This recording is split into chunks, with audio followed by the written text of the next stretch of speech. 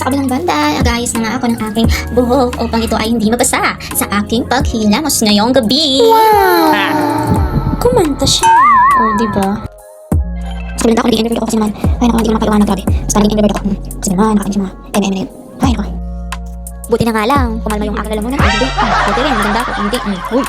Kanere, ayun nga, nagsahod na nga pala ako ng galing sa tulong ng bawal na. Paano kapag sumama tayo mag-anik-anik sa face natin? Ano? Yan, for the go. Nice! Simulan na natin ang paghilamos at mag-fry pa ako dyan. Sana hindi malamig yung tubig kasi ilang taon na ako. Years na ata ako hindi nakapag-hilamos. Ay, nako. Guys, need natin talaga maghugas ng ating mga face nang sa ganun mabawasan yung ating masasamang gali. Ha? Share ko yung sabon na ginagamit ko.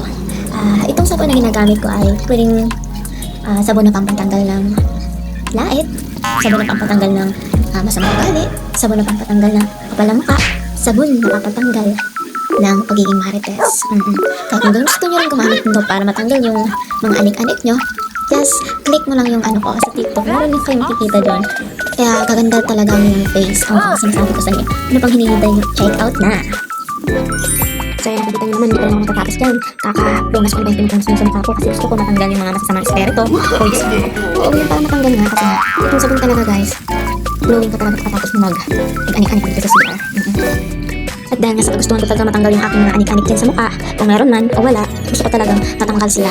Kasi, ang tawag dito, super nakaka-down ng sarili kapag meron kang ano, kapag sinasabihan ka na, kung hindi nyo alam, search nyo sa Google.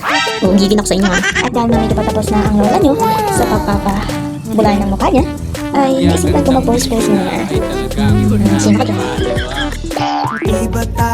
At dahil nasa sobrang hintay ng lola, nagkabalasa yung aking cellphone. So ayan, pinunasan ko naman siya. Sana okay pa naman siya. At sa wakas, natapos din siguro ang paghilamos.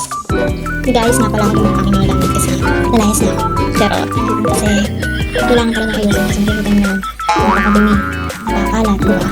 So ayan, nandito na tayo sa third of part of my life. So ayan, papakita ko sa inyo kung anong routine ng buhay ko. Routine ng pagkabuhay. Basta yun yun. Nangangalakal nga pala ako dyan kasi hindi ko nahanap yung something na pagkakita. Charot! English ang lalo. Kung kunwari nagpa-practice pala ako dyan ng mag-i-endorse kunwari. Kunwari lang na pala, kung yung service yun, kaya kakalkal nga pala ako dyan ng gintong laki. Charot! Actually ito guys, hindi ko natatay mga gagawin ko.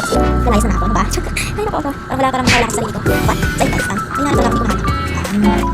Dito rin na, sa bahay is okay, kumalik. Ay! Charot! Guys, dito lang makakali. Sorry. Gusto ko lang mag-share kasi nila kanina sa labas. Nakita ko mo lang siya dahil maganda siya. I don't know bagay ba siya sa shuttle? Bagay ba siya sa akin? Diba? Hindi ko siya mag-ubos yan. Go! Yan, tara! Samahan niyo ako mag-retouch ng ating mukhang onbay! Tara! Papakitaan ko kayo ngayon ng retouchable. O yan, ang kilikili. Kita niyo yung kilikili ko malinis. Pero may buhok! Sampo yan, bilang ko yan eh. So, tara, magligalig na tayo. Ayan, lutang ang lola nyo. At ginakausap ang sarili niya kasi siya ay nababaliw na. So, ayan, may kinukuha pala ako dyan. So, kapit na tayo kasi meron camera. Kailangan, maganda, lola na. Hindi makapas na. Nagugulo na ako dyan eh. Nagugulo na ako. So, siguro, ang pangkape. Yan, kita na. First aid, hindi pala. Ayun. Nakikita niyan. Yan, ang gagamitin ng lola nyo. Ikot ko nga yan. At ayun na rito. Kung nakikita nyo at nababasa nyo yan, tama yan. Tama yung hinala nyo. So, let's go. Tumuli-muli na ako. Kakakagin na. So, eto na nga. Samahan nyo na ako mag-intimate dito sa aking mukha. Onggay. Ayan, nakikita nyo naman. Yung una kong nilagay ay oil yan. Nilalagay ko sa aking mukha para maging baby oil ang face ko. Diba? Ayan, pak. So, pakalagay nyo. Dagdarin nyo yung mukha nyo onggoy. Tapos, pahit-pahit para maging onggoy na totally. At maging Galilea in the future. So, yan. Next naman is itong ano ba ang pangalan ito? Shatokaki. Ayan, galing-galing ang paglagay ko ng una. So, pagkatapos yan, papahit-pahit mo siya. Tapos, pahit-pahit ulit hanggang sa maging mukhang natural onggoy. At ayun nga, gumaganda-ganda yung aking buhay. Kaya kumakanta-kanta si onggoy. La la la la. Ciao, pucho-pucho. La la la la.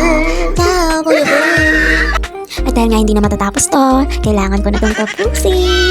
Bye-bye. Good night. Mwah.